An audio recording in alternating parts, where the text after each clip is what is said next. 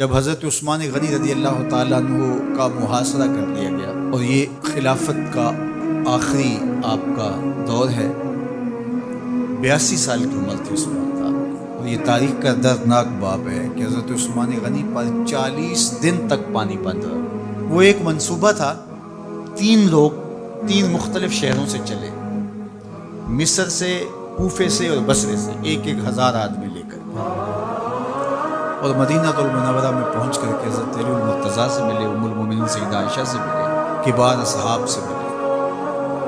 تو جو انہوں نے کہا تو انہوں نے کہا کہ نہیں، ایسی کوئی بات نہیں، فرمائش کر کے واپس بھیج دیں۔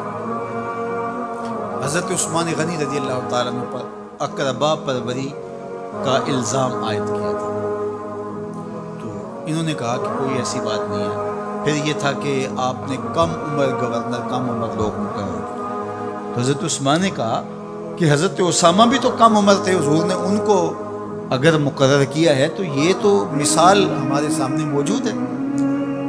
لیکن یہ ایک منصوبہ تھا، اس منصوبے کے تحت یہ 3 جگہوں سے لوگ آئے تھے۔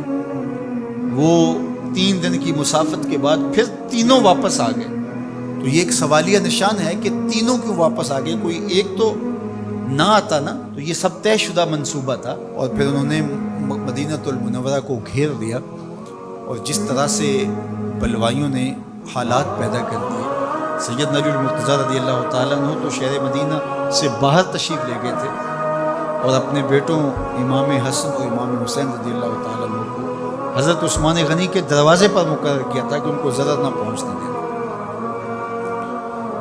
اب 700 صحابہ اجازت طلب کر رہے ہیں کہ آپ ان بلوائیوں سے نپٹنے کا میں جو ہے وہ اجازت نامہ مرحمت کریں، اور بہت سارے لوگ تو حج پہ جا چکے ہیں۔ یہ 18 ذی الحج کا واقعہ ہے جب آپ کی شہادت ہوتی ہے، تو وہ حج پہ جا چکے ہیں، تو جو یہاں موجود ہیں وہ اجازت طلب کر رہے ہیں۔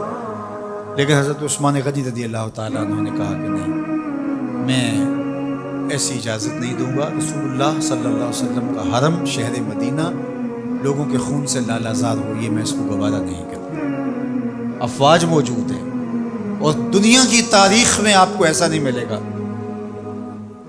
کہ اتنی بڑی حکومت کسی کے پاس ہو اور وہ خود گھیر لیا جائے، اس کا پانی بھی بند ہو جائے، اور وہ حکم دے کہ نہیں، میرے لیے آپ ایک قطرہ بھی خون نہیں بہائیں۔ بلکہ آپ کے غلاموں نے جب تلواریں اٹھا لی تو آپ نے فرمایا کہ میرا حکم ہے کہ تم تلواریں نیچے رکھو، بلکہ میں تمہیں یہ آفر دیتا ہوں کہ جو غلام لڑے گا نہیں اور یہ میرے سے عہد کرتا ہے وہ آزاد ہے۔ حضرت ابو ہریرہ رضی اللہ تعالیٰ عنہ، حالانکہ یہ پڑھنے پڑھانے والے لوگ تھے، تعلیم و تعلم سے ان کا تعلق تھا، لیکن وہ بھی تلوار لے کے حضرت عثمان غنی کے دفاع میں آ گئے۔ لیکن حضرت ابو ہریرہ رضی اللہ تعالیٰ عنہ کو بھی حضرت عثمان غنی روک دیتے۔ مالک بن اشتر کہنے لگا کہ ہم آپ کی دستبرداری کے خواہاں ہیں، آپ خلافت سے دستبرداری اختیار کر لیجیے۔ تو حضور علیہ الصلوۃ والسلام کے اس جانثار صحابی نے، حضرت عثمان غنی نے فرمایا یہ نہیں ہو سکتا۔ دستبردار کیوں نہیں ہوئے؟ لگتا تھا یہ سب سے زیادہ آسان تھا، لیکن حضور نے ارشاد فرمایا تھا، اے عثمان، تمہیں اللہ ایک قمیض پہنائے گا، لوگ اس کو اتارنا چاہیں گے، تم کبھی نہ اتارنا۔ تو اس سے مراد خلافت کی قمیض ہے، اور ان کی شہادت کی خبر بھی اللہ کے محبوب علیہ السلام نے دی تھی، اور اگر آپ دستبردار ہو جاتے تو یہ ایک کھلونا بن جاتا، بازیچہ بن جاتی خلافت۔ چند آدمیوں کے پریشر سے خلافت سے دستبرداری کرنا پڑتی۔ اچھا، ایک یہ سوال بھی پیدا ہوتا ہے، چند باغی تھے، ان کو کس طرح کچل دیا جاتا؟ لیکن حضرت عثمان غنی یہ نہیں چاہتے تھے۔ ایک تو یہ کہ مدینے کی حرمت پامال نہ ہو، اور دوسرا پورے عالم اسلام کو آگ لگانے کا جو منصوبہ تھا، 3 مختلف شہروں سے 1000 آدمی لایا گیا ایک منصوبے کے تحت، اور انہیں لاشیں چاہیے تھیں، اور جو ان کے پیچھے کام کر رہے تھے نادیدہ ہاتھ، ان کا منصوبہ یہ تھا کہ یہاں سے مختلف سمتوں میں، یہ تینوں شہر مختلف سمتوں میں تھے، تینوں سمتوں میں جب لاشیں جائیں گی تو پورے عالم اسلام کو ہم جو ہے وہ خانہ جنگی کی آگ میں دھکیل سکیں گے۔ تو حضرت عثمان غنی ان سازشوں سے آگاہ تھے، تو سب سے اہون اور آسان یہ تھا کہ قربانی پیش کر دی جائے، اور پھر انہوں نے سن بھی رکھا تھا کہ 2 شہید ہیں، شہید تو انہوں نے بہرحال ہونا ہے، تو لہٰذا میں خلافت سے دستبردار بھی نہیں ہوں گا، اور شہر مدینہ کی حرمت بھی پامال نہیں ہونے دوں گا۔ اور تیسری بات یہ ہے کہ میں خود مظلوم شہید کر دیا جاؤں، تو آپ نے یہ گوارا کر لیا۔ تو 18 ذوالحج تھا، جمعے کا ہی دن تھا، اور حضرت عثمان غنی رضی اللہ تعالیٰ عنہ روزے سے تھے، عصر کا وقت تھا، قرآن مجید کی تلاوت کر رہے تھے۔ حضرت امام حسن، امام حسین اور حضرت عبداللہ بن زبیر اور دیگر لوگ آپ کے دروازے پہ پہرا دے رہے تھے، لیکن باغی پچھلے گھر سے دیوار پھلانگ کے آپ کے گھر میں داخل ہوئے اور تلوار سے وار کیا۔ آپ کی زوجہ حضرت نائلہ آگے بڑھی اور ہاتھ سے روکنا چاہا، آپ کی انگلیاں کٹ گئی۔ پھر دوسرا وار کیا تو حضرت عثمان غنی رضی اللہ تعالیٰ عنہ کا دایاں ہاتھ کٹ کے گر گیا۔ حضرت عثمان غنی رضی اللہ تعالیٰ عنہ نے افسوس کیا اور کہا کہ تم نے وہ ہاتھ کاٹ دیا جس سے میں وحی کی کتابت کیا کرتا تھا۔ پھر اس کے بعد آپ پر 9 وار کیے گئے اور آپ کو شہید کر دیا گیا، اور آپ کا خون قرآن مجید پڑھتے ہوئے اس آیت پہ گرا، فَسَيَكْفِيكَهُ اللَّهُ وَهُوَ السَّمِيعُ الْعَلِيمُ۔ تو حضرت عثمان غنی رضی اللہ تعالیٰ عنہ مظلوم شہید کیے گئے، بھوکے اور پیاسے شہید کیے گئے، ظلماً شہید کیے گئے۔ حضرت عبداللہ بن عمر رضی اللہ تعالیٰ عنہ فرماتے ہیں کہ حضور فتنوں کا ذکر کر رہے تھے کہ فتنے ہوں گے، بہت بڑے فتنے ہوں گے۔ تو ایک شخص نے چادر اوڑھی ہوئی تھی اور وہ مجلس واعظ کے قریب سے گزرا جہاں حضور کچھ ارشاد فرما رہے تھے، تو آقا کریم نے اشارہ کر کے کہا اس دن یہ شخص حق پہ ہوگا۔ عبداللہ بن عمر کہتے ہیں کہ میں اٹھا اور جا کے دیکھا تو وہ حضرت عثمان تھے۔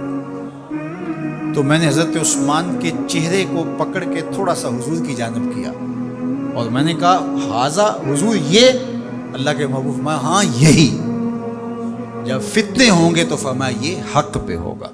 تو حضرت عثمان غنی رضی اللہ تعالیٰ عنہ حق کی راہوں کے مسافر، جنہیں حضور کی زبان سے شہید کہا گیا، اور شہید کسی کا انجام ہوتا ہے، تو حضور نے فرمایا یہ شہید ہوگا۔ شہید وہی ہوتا ہے جو بحالت ایمان اس دنیا سے راہ خدا میں اپنی جان قربان کرے۔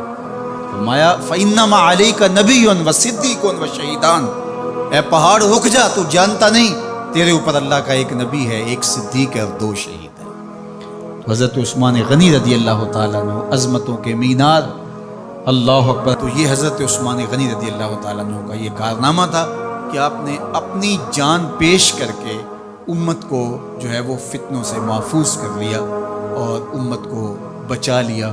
حضرت عثمان غنی رضی اللہ تعالیٰ عنہ پہ کروڑوں رحمتیں، کروڑوں سلام۔ ہم آپ کی عظمت کو سلام پیش کرتے ہیں، عقیدتوں کا خراج پیش کرتے ہیں۔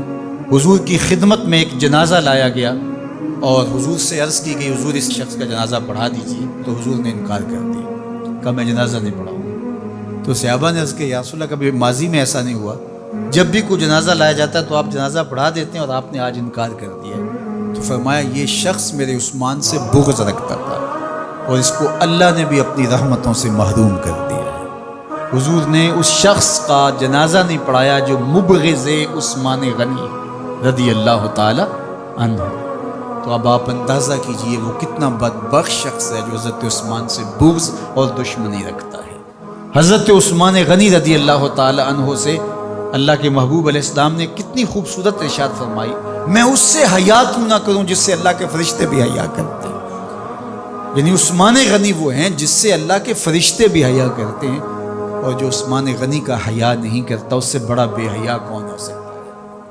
حاکم نے مستدرک کے اندر روایت ذکر کی ہے کہ بہت سارے صحابہ حضور کی بہت ساری خوبیوں کے مظہر تھے، اور سب سے زیادہ حضور کے خلق کے مشابہ حضرت عثمان غنی رضی اللہ تعالیٰ، اور خلق میں سب سے اونچا درجہ حیا کا ہوتا ہے۔ تو حضرت عثمان غنی رضی اللہ تعالیٰ عنہ حیا کے اس مقام پہ فائز المرام تھے جو انہی کا مقصوم تھا۔ اللہ ہمیں حضور کے اہل بیت، حضور کے اصحاب، بلکہ حضور کے در کی مٹی کی تعظیم بھی نصیب کرے۔